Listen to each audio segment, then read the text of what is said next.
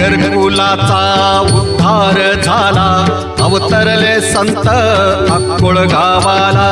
बालपणी त्यांनी चमत्कार केला, बस्तीचे दर्शन भोजन थाळीला. जय देव जय देव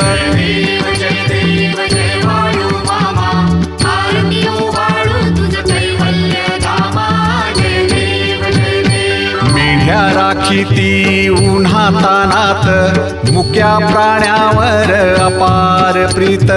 नीतीने मागावे कमी नाही होत, उन्मत्ताला मामा शासन करीत. जय देव जय देव